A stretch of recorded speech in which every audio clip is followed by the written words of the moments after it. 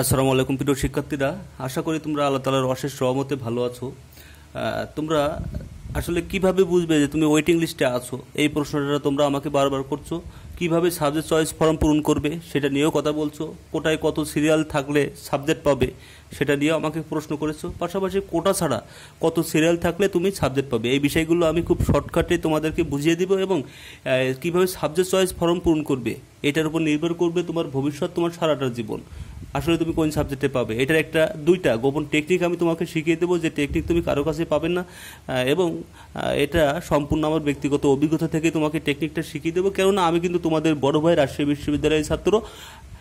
সেই ক্ষেত্রেই আমি তোমাদেরকে এই বিষয়টি জানিয়ে দেবো, তাই তুমি অবশ্যই ধৈর্য সহকারে আমার ভিডিওটি দেখবে। আমি অ্যাট ফার্স্ট তোমাদেরকে বলে রাখি কিভাবে বুঝবো ওয়েটিং লিস্টে আছি। আসলে দেখো, যদি তুমি দেখো যে তোমার সাবজেক্ট চয়েস ফর্মটা অন আছে, অর্থাৎ তোমাকে সাবজেক্ট চয়েস করার জন্য একটি ফর্ম পূরণ করতে বলা হয়েছে 13 তারিখ থেকে 16 তারিখ, তাহলে তুমি বুঝবে যে হয় তুমি একটি সাবজেক্ট পাবে অথবা ওয়েটিং লিস্টে আসো। আর যদি তোমাকে বলা না হয়ে থাকে যে সাবজেক্ট চয়েস ফর্মটা পূরণ করো 13 তারিখ থেকে 16 তারিখের ভেতরে সাবজেক্ট চয়েস ফর্মটা পূরণ করতে হবে, এটা যদি তোমার বলা না হয়ে থাকে তাহলে তুমি নিশ্চিত থাকো তুমি সাবজেক্টও পাও নাই, তুমি ওয়েটিং লিস্টও থাকলে না। তাহলে এই বিষয়টা তোমরা বুঝলে। এবং ওয়েটিং লিস্ট কি, ওয়েটিং লিস্ট থেকে কীভাবে ভালো সাবজেক্ট পাওয়া যায়, ওয়েটিং লিস্ট কত প্রকার, এটা রিলেটেড একটি ভিডিও আমার আছে, তোমরা অবশ্যই সেটা দেখে নিবে। ভিডিও ডিসক্রিপশনে তোমরা পাবে, যাদের সমস্যা তোমরা এটা বুঝতে পারবে। তবে আপাতত বলে রাখি যে তুমি কিভাবে বুঝবে যে তুমি ওয়েটিং লিস্টে আসো। যদি তোমার সাবজেক্ট চয়েস ফর্মটা পূরণ করতে বলা হয়ে থাকে তাহলে তুমি নিশ্চিত থাকবে যে তুমি ওয়েটিং লিস্টে আসো, তাই ছাড়া আর কোনোভাবে বোঝার কোনো উপায় নাই, এটা নিশ্চিত থেকো। 2 নম্বর কীভাবে সাবজেক্ট চয়েস ফর্ম পূরণ করব, এটার আমি একটা মাস্টার প্ল্যান তোমাদের সামনে শেয়ার করব। মাস্টার প্ল্যান যেটা তোমার সারা জীবন কাজে আসবে এবং তুমি বুঝবে যে আসলে তুমি কতটা উপকৃত হলে। এই কারণে তোমরা দেখো, তোমাকে বলে রাখি যে তুমি যে সাবজেক্ট, আমি ধরি তুমি অর্থনীতি বা সমাজবিজ্ঞানে পড়তে চাও। এখন আমার প্রশ্ন, বা তুমি যে সাবজেক্টে পড়তে চাও না কেন, আমার প্রশ্ন তুমি ওই সাবজেক্টে কেন পড়তে চাও? ওই সাবজেক্টে পড়তে হলে তোমাকে দুইটা বিষয়, বড় ভাইদের কাছ থেকে, বড় আপুদের কাছ থেকে, বা তোমার আত্মীয় স্বজন, পাড়া প্রতিবেশী যারা ভালো বোঝে তাদের কাছ থেকে এই দুইটা বিষয় তুমি আগে শিওর হয়ে নিবে যে তুমি যে সাবজেক্টে ভর্তি হতে চাও সেই সাবজেক্টের সেশন জট আছে কিনা। অনেকের কিন্তু অনার্স 4 বছরে শেষ হয়ে যাওয়ার কথা, কিন্তু 5 বছরে শেষ হয়, 6 বছরে শেষ হয়। আমি তোমাদের বিকে আপডেট ভাই, আমার সময় লেগেছে মাস্টার্স শেষ করতে, অনার্স মাস্টার্স শেষ করতে কিন্তু 6 বছর, যেটা আমার 5 বছরে হয়ে যাওয়ার কথা ছিল। তাহলে দেখো তোমরা, হ্যাঁ আমি কিন্তু সেশন জটমূলক একটি সাবজেক্টে ভর্তি হই নাই, করোনায় ধরা পড়েছিলাম। যাই হোক, সেশন জট আছে কিনা তোমাকে অবশ্যই এটা সিলেক্ট করে নিতে হবে, এটা জানতে হবে যে সাবজেক্টে তুমি ভর্তি হতে চাও ইন্টারের, সেই সাবজেক্ট সম্পর্কে তোমাকে আগেই একটা গবেষণা করে নিতে হবে। তারপরে সব থেকে বড় ব্যাপার, এটা তোমার ক্যারিয়ারের উপর নির্ভর করবে, তোমার জীবনের উপর নির্ভর করবে, সারা জীবনের উপর, যে তুমি কোন সাবজেক্টে ভর্তি হতে চাচ্ছ। এই জন্য তুমি দেখবে যে তুমি যদি সমাজবিজ্ঞানে পড়ো, এমন একটা সাবজেক্ট নিবে যে সাবজেক্টটা হাই স্কুলেও থাকবে, কলেজেও থাকবে, প্রাইমারিতেও থাকবে। তাহলে সুবিধাটা কি, তুমি টিচার হইতে পারবে, হাই স্কুল, প্রাইমারি, কলেজের টিচার হইতে পারবে। এবং তুমি এটা তোমার একটা আলাদা করে থাকবে। কিন্তু এমন একটা সাবজেক্ট নিছো তুমি, অ্যানথ্রোপোলজি, ফোকলোরের মতো, যেটা তোমার উর্দু বা ল্যাঙ্গুয়েস্টিকের মতো, যেটা তোমার কলেজেও নাই, হাই স্কুলেও নাই, প্রাইমারিতেও নাই, আসলে ওই সাবজেক্টটার কিন্তু ওইভাবে ভ্যালু তুমি পাবে না, টিচার হইতে পারবে না। চাকরির বাজারে গিয়ে কিন্তু তুমি 100% ধরা খাবে, এটা শিওর থেকো। চাকরির বাজার ভিত্তিক, এটাও তোমাকে মনে রাখতে হবে যে আমি যে সাবজেক্টে পড়বো, আমার চাকরি কি, আমার ভবিষ্যৎ কি, আমার ফিউচার কি। আমার বাবা মা এত কষ্ট করে আমাকে টাকা পয়সা দিবে, 5টা বছর প্রতি মাসে 4 থেকে 5 হাজার টাকা তোমার খরচ হবে রাজশাহীতে, এই টাকাটা তোমার বাপ মা বহন করবে, কষ্ট করে দিবে। আসলে তুমি কি হতে চাও এটা নির্ভর করছে তোমার সাবজেক্ট চয়েস ফর্মের উপর। বি কেয়ারফুল, বিকি আপডেট ভাই তোমাকে অ্যালার্ট দিয়ে দিল।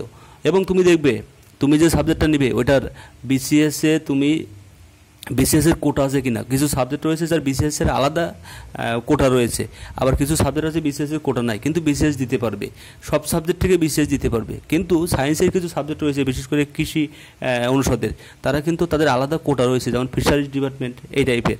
তাহলে তুমি এই দুইটা বিষয় শিওর হবে, দেন সাবজেক্ট পূরণ করবে, সাবজেক্ট ফর্ম পূরণ করবে। এখন সাবজেক্ট ফর্ম পূরণ করার কৌশলটা কি সেটা একটু দেখে নিই। আমি ধরি তুমি যে গ্রুপে চান্স পেয়েছো, সাবজেক্ট ফর্মের জন্য তোমার এরকম 4টা সাবজেক্ট টপে রয়েছে সাবজেক্ট, ধরি তুমি অনেকগুলো সাবজেক্টের সিরিয়াল পাবে, বাট আমি তোমার বোঝানোর সাথে 4টা বলছি, যে অর্থনীতি, সমাজকর্ম, নৃবিজ্ঞান এবং ফোকলোর। এই 4টা থেকে আসলে তুমি এখন কোনটা পূরণ করবে, এটাই হলো মূল ব্যাপার। দেখো, তুমি অ্যাট ফার্স্ট কী করবে, তুমি সব থেকে ভালো সাবজেক্টগুলো আগে দিবে, এবং শেষের সাবজেক্টগুলো মানে খারাপ সাবজেক্টগুলো পরে দিবে। সব থেকে ভালো সাবজেক্ট ক্রমাগত সাজাইতে থাকবে এবং খারাপ সাবজেক্টটা শেষে দিবে। এটার একটা বেনিফিট আমি তোমাকে বলে রাখি। এখন তোমাকে একটু বুঝিয়ে দিই যে আসলে সাবজেক্টটা কিভাবে আসে।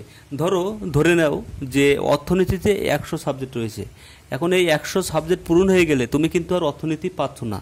অনেকটা তোমরা মসজিদে যারা নামাজ পড়তে যাও, ধরো এমন একটা সিরিয়াল থাকে, মসজিদের নামাজের কিন্তু কাতার থাকে, ফার্স্ট কাতার, সেকেন্ড কাতার, থার্ড কাতার। এইখান থেকে হঠাৎ করে যদি একজন দেখো যে নাই, ফার্স্ট কাতারে একজন নাই, মানে পা মিলানো কি পা ফাঁকা থাকলো কেন, সবাই বসেছিল, হঠাৎ করে দেখো যে সব কিছু পূর্ণ হয়ে গেছে, মাঝখানে একটা ফাঁকা থাকছে, তখন কিন্তু এখান থেকে একজন এখানে চলে যাবে এবং এই যে জায়গাটা ফাঁকা হয়ে যাচ্ছে এখান থেকে কিন্তু এইখানে যাবে। ঠিক তেমনই বিষয়টা এরকমই, যখন অর্থনীতিতে 100 সিট থাকবে, এই 100 সিট যখন পূরণ হয়ে যাবে, ফিল আপ হয়ে যাবে, তখন তুমি আর অর্থনীতি সাবজেক্টটা পাবে না। তখন তোমার এর পরের সাবজেক্টগুলোর দিকে যাইতে হবে। বিশ্ববিদ্যালয় কর্তৃপক্ষ তোমাকে সেটাই করবে।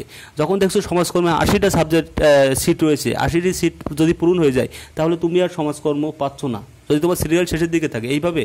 আর যদি তুমি 100-এর ভেতরে থাকো, তাহলে তো তুমি অর্থনীতি পাবেই, ওই 100-এর মধ্যে থাকবেই। কিন্তু যদি তোমার সিরিয়াল খারাপ হয়ে থাকে, সেই ক্ষেত্রে বলছি সাবজেক্টটা কীভাবে আসে।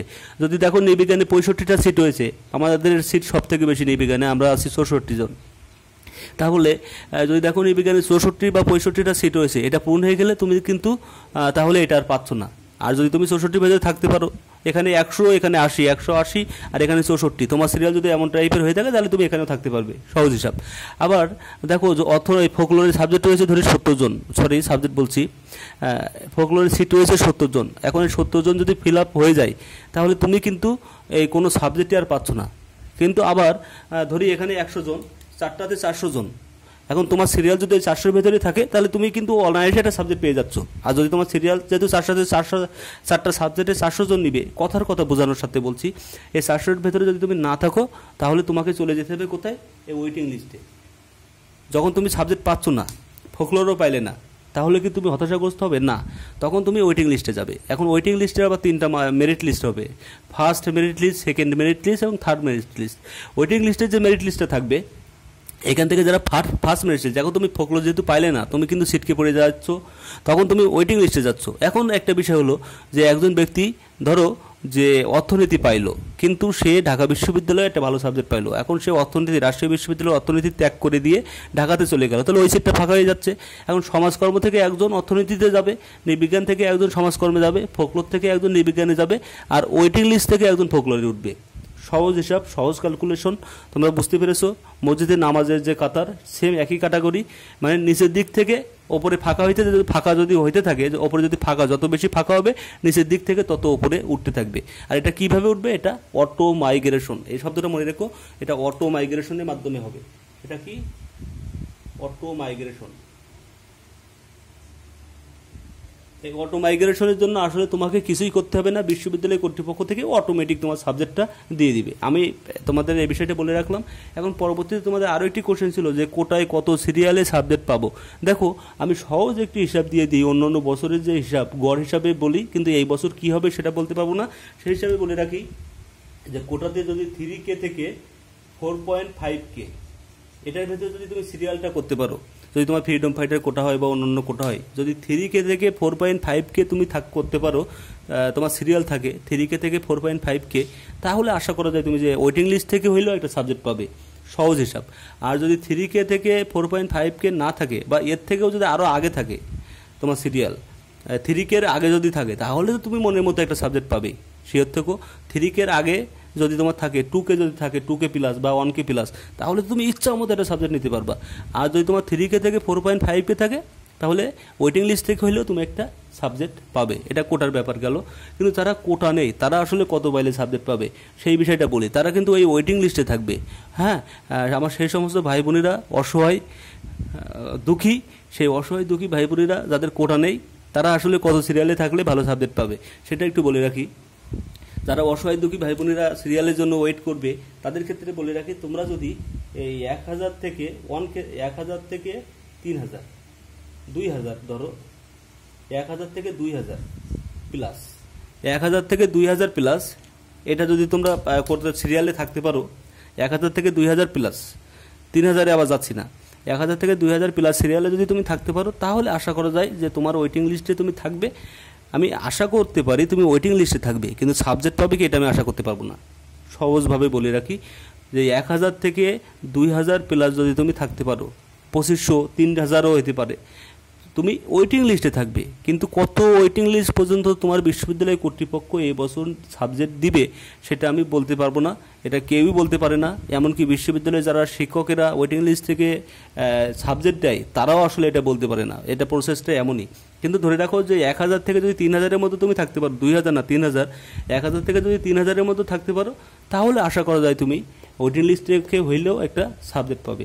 তারপরেও যদি তোমার কোনো প্রশ্ন থেকে থাকে অবশ্যই কমেন্ট বক্সে কমেন্ট করে জানাইও। আর যদি তুমি এই বিষয়টা না বুঝতে থাকো তাহলে আরও একবার ভিডিওটা দেখো, কারণ আমি এমন কোনো টপিক, এমন কোনো বিষয় নাই যে আমি এর ভিতরে আলোচনা করি নাই। না বুঝলে আবার ভালো করে বুঝো। ভালো থেকো সবাই, সুস্থ থেকো। এবং গুচ্ছ রিলেটেড অনেক ভিডিওই কিন্তু আমি আমার চ্যানেলে আপলোড করছি, কীভাবে কবিতা পড়বা, কবিতা থেকে কী ধরনের কোশ্চেন হবে, ইংলিশ কবিতা, সেই রিলেটেড ভিডিওগুলো তোমরা অবশ্যই ভিডিও ডিসক্রিপশন থেকে দেখে নিবে। ভালো থেকো সবাই, সুস্থ থেকো। ওয়েটিং লিস্ট রিলেটেড একটি ভিডিও আমার রয়েছে, যারা ওয়েটিং লিস্ট বোঝো না তারা ভিডিও ডিসক্রিপশন থেকে এই ভিডিওটা দেখে নিবে। আল্লাহ হাফেজ।